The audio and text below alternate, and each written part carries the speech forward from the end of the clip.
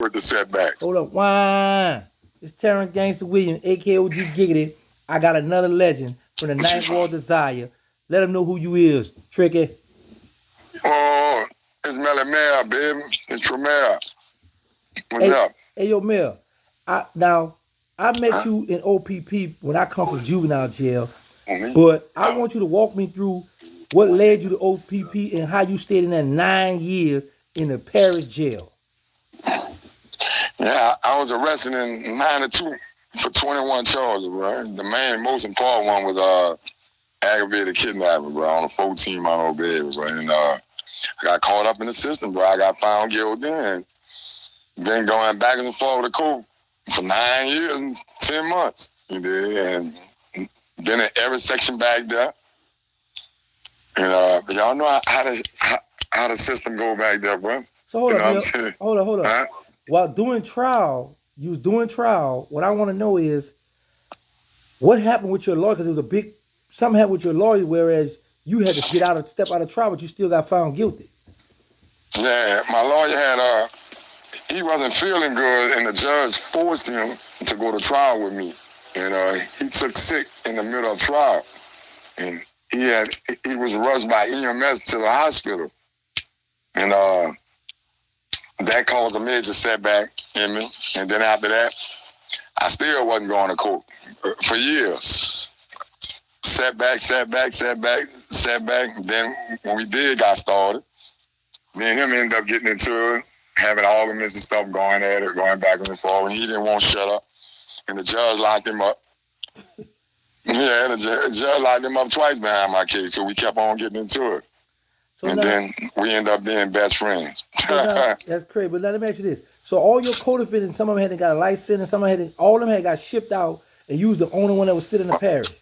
Yeah, I was the only one because we had separate trials. Because of the victim kept on identifying the red one. And they got convicted, sentenced, and went to Angola. And I never went nowhere. I just was convicted and was never was sentenced.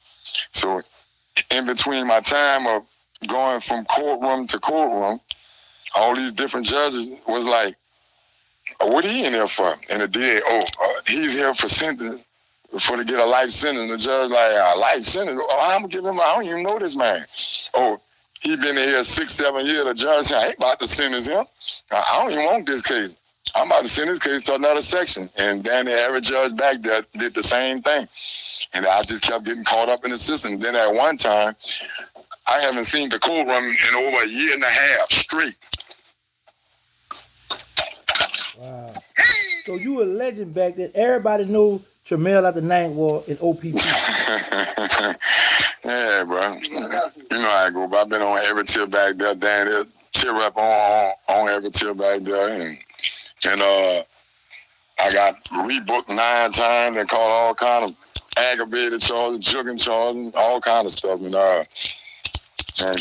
actually, I did 8 years and 10 months in OPP. And my last year, I was put out of population, and I went to maximum security by gangster. Yeah, bro. Hey, that's what my last year was at. Mel, you remember when me and you first met? Yeah, bro, I was coming through roll call, bro, and they called my last name, bro, and you pulled me to the side and asked me, was I related to a dude named Zeno? Wow. I said, yeah, that's my cousin. You said, man, that's my dog.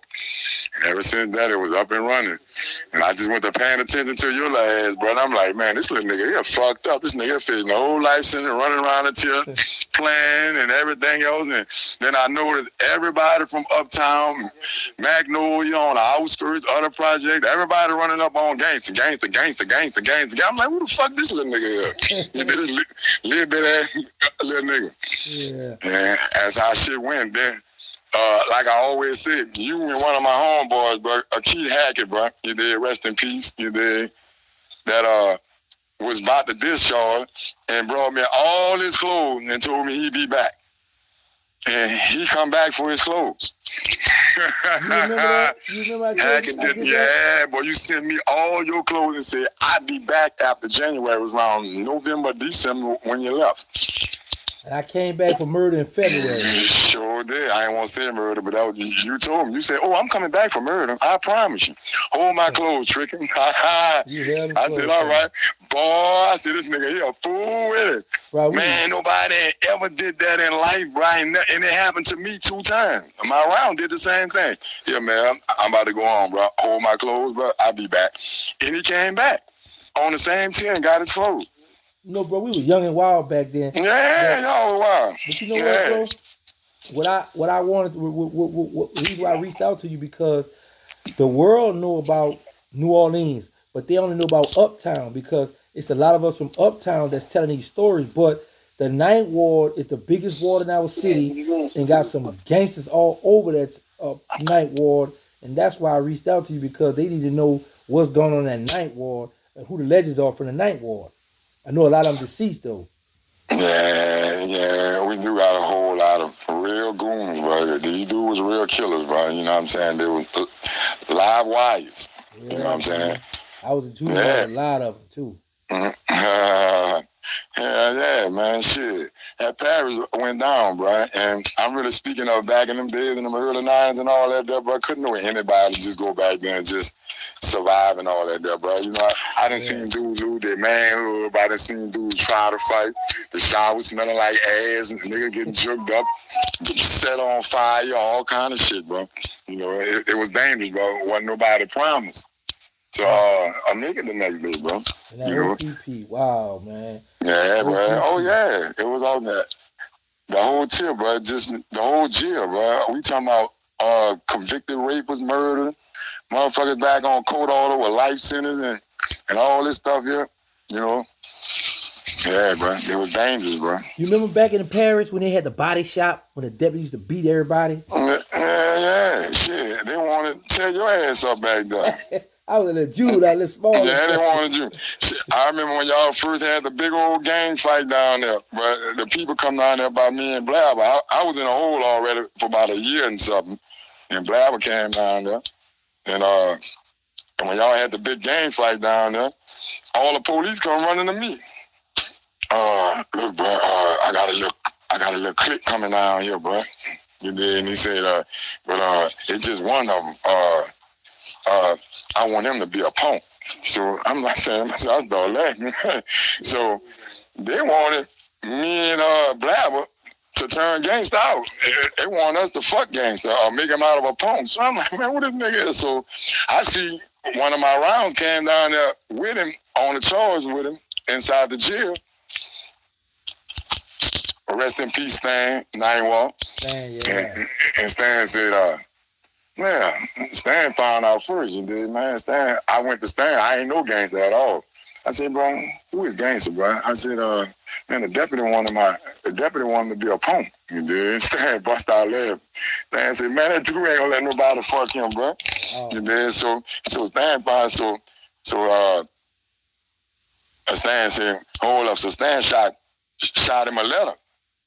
And boy, once gangster read that letter, that nigga went straight to the bar. Who my boyfriend is? I'm looking for my boyfriend. I said, I said, Blabber, bitch, better leave him the boy. Let him the boy gonna fuck you up, boy. Whoa. I said, that dude ain't gonna let you fuck him. And then, but that's amazing though, how y'all met. Gangster, Blabber has been trying to make you out of a punk, and you went home. And he come straight by your house and become your fall partner. Hey yo, look. And you remember, I remember when Stan, when I was at the ball, I said, yo, remember I said, there's 4 things on this earth I'm scared of. I said, that's God, AIDS, crack, and what the last one I said? And dick, nigga. I'm scared to death of that. Ain't nobody, boy, listen here. I was like, yo, boy, ain't nowhere in the world I'm about to get raped. I was scared to death of that penis. But me and Blabber wound up going home, hooking up, and being co-defendants, man, and running the streets, bro. My co-D, man, old Blabber. But listen, man, thank you for your time, bro, and much love, and for everybody. That's how I get the name Tricky. Him and Blabber. Yep, playing all them fucking jailhouse games down there, bro. Tricky? Yeah, we still call you that Tricky. Yeah, Tricky. That's the nigga still call me that. Nigga find that out and still call me that. Nigga don't even know y'all. Wow, Tricky. Crazy.